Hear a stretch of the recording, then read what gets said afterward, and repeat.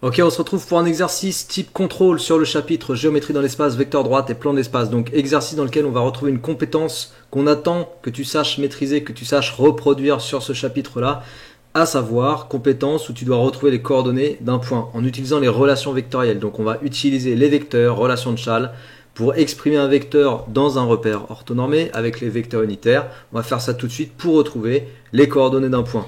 Donc c'est parti, let's go. Alors comme d'habitude, si cette vidéo te plaît, n'oublie pas de partager, diffuser. N'oublie pas de t'abonner à cette chaîne, tu as un bouton ici, je te le rappelle à chaque fois, c'est important. Comme ça, eh bien, tu participes à faire connaître mon travail en même temps. Tu es régulièrement informé chaque fois que je sors une vidéo. Donc on y va. On est dans un cube ABCD, EFGH. On se place dans le repère A, AB, AD, AE. Alors on va nommer les points parce qu'on les voit pas très bien, mais tu vois, il y a A, B, C, D. Mais je vais repasser avec une couleur où on voit mieux. Voilà, en rose. Donc A, B, C, D, et après ici E, F, G, H. Voilà, ok. Donc on considère le repère orthonormé A, AB, AD, AE. Donc A c'est l'origine et après les vecteurs unitaires AB pour compter les X, AD pour les Y et puis AE pour les coordonnées suivant Z, ok. Donc on te donne l'information que K c'est le centre du carré DCGH. Donc le centre du carré DCGH, DCGH. Le point K, il est par là-bas. Voilà. Et puis, on a L qui est défini par la relation vectorielle BL égale 4BC. Déterminer les coordonnées des points K et L dans le repère A, AB, AD, AE. Donc, je t'apprends tout de suite la technique. En fait, pour avoir les coordonnées de K, je vais tout simplement aller chercher à décomposer le vecteur AK en fonction des vecteurs AB, AD et AE. Donc, je vais partir de A et remonter jusqu'au point K en utilisant les déplacements unitaires AB, AD, AE. Ok? AE qui est comme ça. Donc pour aller jusqu'à K, je fais AD. Ok? AK c'est AD. Plus 1 demi de DC. Plus, donc 1 demi de DC, ça va m'amener au milieu de l'arête DC. Et après je monte de 1 demi AE pour monter jusqu'au centre de la face carrée. Plus 1 demi de AE. Et j'ai presque fini le travail. Alors je vais juste remplacer DC par, tu vois le vecteur DC qui est ici, c'est le même que le vecteur AB. Donc je vais juste remplacer. Voilà, 1 demi AB. Le reste on réécrit tel quel. Hop. Hop. Ok. Et puis après, je remets dans le bon ordre. Parce que comme on te parle du repère A, AB, AD, AE, pour parler des coordonnées X, Y, Z, il faut vraiment que tu réécrives la relation dans le sens AB, AD, AE. Les vecteurs doivent être dans le bon ordre. C'est mieux, c'est plus simple pour visualiser. Donc 1 demi AB plus 1 fois AD plus 1 demi AE. Voilà. Donc une fois que tu as posé cette relation, tu peux aller dire que le point K, dans le repère A, AB, AD, AE, il a pour coordonnées 1 demi, ce sera l'abscisse, 1, ce sera l'ordonnée, et 1 demi, ce sera la cote. Et c'est fini. Ok?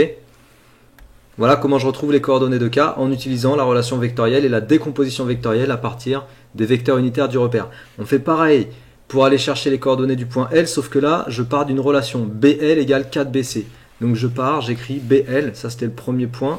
Deuxième point, BL égale 4BC. Je ne vais même pas chercher à poser, à transcrire cette relation vectorielle dans le repère. J'ai pas besoin de ça. J'ai juste besoin de faire apparaître le vecteur AL et de le décomposer en fonction de AB, AD et AE, les vecteurs unitaires du repère. Donc pour faire apparaître AL, je vais utiliser la relation de Chasles, bien sûr. BL, je vais le décomposer en BA plus AL. Voilà. Et puis BC, comme moi, j'ai pas besoin de BC, mais j'ai besoin de AB, AD. Ouais, c'est AB, AD et AE. BC, je vais l'écrire BA plus AC. D'accord? BA plus AC, je décompose. Et après, AC, j'en veux pas. Donc AC, je vais le décomposer parce que AC, c'est la diagonale comme ça, du carré. Donc AC, je dirais que c'est AB plus AD. Ok? AC, je vais le remplacer par AB plus AD. Allez, c'est parti. Donc je vais avoir 4BA plus 4AC. Et comme je viens de te dire, AC, je vais le décomposer en AB plus AD. Donc 4 facteur de AB plus AD. D'accord? Voilà, on en est là. BA ici, je vais l'écrire moins AB. Et puis AL, je le garde tel quel, c'est le vecteur qui part de l'origine du repère et qui va jusqu'au point dont je recherche les coordonnées. Allez, on continue à manipuler cette égalité. AL, je vais le laisser tout seul.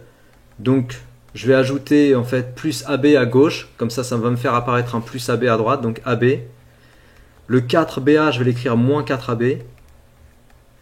Et là, je vais développer. Ça va faire plus 4AB. Plus 4AD. Ok? Moins 4AB plus 4AB, ça dégage. Il va me rester AB. Plus 4AD.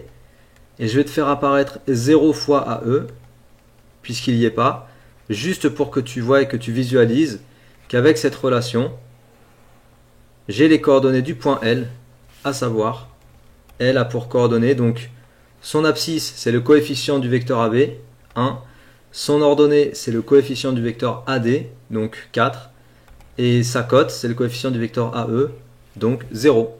Voilà, tu as les coordonnées du point L, 1, 4, 0. Et après, avec ça, si on veut travailler dans la suite de l'exercice avec les vecteurs, les coordonnées de vecteurs et autres, je peux faire parce que tout simplement, j'ai tout ce qu'il faut. Alors oui, il y a une autre technique aussi pour les coordonnées de L. Je peux utiliser directement la relation vectorielle. Donc je vais te montrer la deuxième méthode. Hop, on n'est pas obligé d'utiliser... Je peux utiliser cette relation vectorielle et travailler avec les coordonnées. Je ne suis pas obligé de travailler avec la relation vectorielle comme moi je t'ai montré. Donc BL égale 4BC. Tu vois, je vais repartir ici. BL égale 4BC. Je peux tout simplement dire que L a pour coordonnées x, y, z. Donc c'est une inconnue, je cherche. B, il me faut les coordonnées de B quand même. B a pour coordonnées du coup 1, 0, 0. 1, 0, 0. C a pour coordonnées 1, 1, 0. Voilà. Donc BL a pour coordonnées x, moins 1, y-0, z-0. BC a pour coordonnées, alors tu fais C-B, donc 1-1, 0, 1-0, 1, 0-0, voilà. Et après tu vas écrire cette relation vectorielle en utilisant les coordonnées. Donc 4 fois 0, 1, 0. L'intérêt de cette méthode, c'est qu'effectivement, elle peut aller plus vite. Mais le truc, c'est que je voulais te montrer avec la relation vectorielle comment faire le lien entre relation vectorielle et coordonnées d'un point. Moi, c'était l'autre méthode que je vais te montrer dans la vidéo. Mais comme ça, tu auras vu les deux. 4 fois 0. Et donc, ça te fait, si tu résous x égale 1, y égale 4, et z égale 0. Du coup, L a pour coordonnées 1, 4, 0. Voilà, c'est compatible. On retrouve la même chose. Deux méthodes pour les coordonnées du point L. Ok? Voilà, j'espère que ça t'a plu. En tout cas, c'est les techniques à connaître, c'est la base, c'est le fondamental. Il faut que tu maîtrises ce genre de choses. Tu en auras besoin dans des exercices plus conséquents, des exo-bacs, des exo-bilans. Tu auras besoin de ces petites méthodes sur une question, deux questions. Il ne faudra pas que ça te bloque en fait dans l'exercice. Donc comme ça, si tu veux choper tous les points, il faut que tu maîtrises ça. Ok? Si ça t'a plu, partage, diffuse, abonne-toi évidemment à ma chaîne si tu n'es toujours pas abonné. Et puis moi, je te dis à très bientôt pour de nouvelles vidéos. Ciao!